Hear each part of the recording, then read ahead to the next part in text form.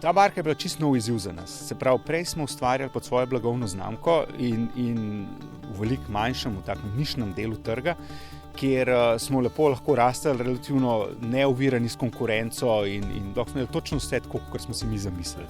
Zdaj, ko smo se združili z Benettonom, z francoskim orjakom, gigantom industrijskim, smo prevzeli odgovornost, da z njimi reštartamo njihovo ikonično 40 let staro linijo jadrnic First, kar je za nas neznan prostor. Mi teh jadrnic razen iz morja nismo poznali.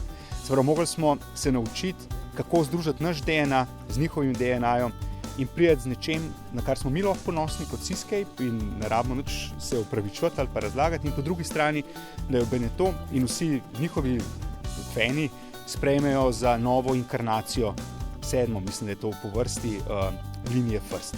Tako da za nas je bil to ogromen preskok v nekem zorenju, se mi zdi, od tega, da delaš preprosto tisto, kar misliš, da je najboljš in upaš, da bo ljudem všeč, do tega, da delaš nekaj à la carte na polovico. Ta tip jadrnic, ki se jim rečemo performance cruiserji ali pa hitre potovalne jadrnice, so bile 20-30 let nazaj najbolj množičen tip jadrnic na morju. Se pravi, to so jadrnice kot švicarski nožki, ki znajo vse. Lahko greš z njo na regato, lahko greš z njo križart, lahko greš z njo popoldne po službi mičkeno spucati glavo.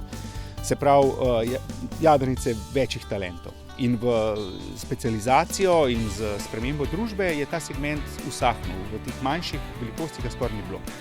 Ljudje so verjeli, da se je vse tako specializiralo. Če greš križart, hočeš imeti barko, ki ima televizijo in klimo in ne vem kaj. Če greš dirkat, rabiš pa neko športno jadrnico, ki je sam za. Zdaj, mi smo verjeli, da z zelo precizno izvedbo lahko izpeleš izmer rešitev, ki je švicarski nožek. In ta barka je točno to. To je barka, ki mi verjamemo in zdaj tudi dejansko lahko dokažemo, da jadra je enak dober kot športne jadrnice, tekmovalne jadrnice, ima pa interjer, za katerega se ne rabiš opravičevati. Se pravi, če pripelješ na barko nekoga, ki ga ne zanima jadranje, bo še zmeraj v večini primerov ta interjer sprejel kot en lep bivalni prostor za križarjenje.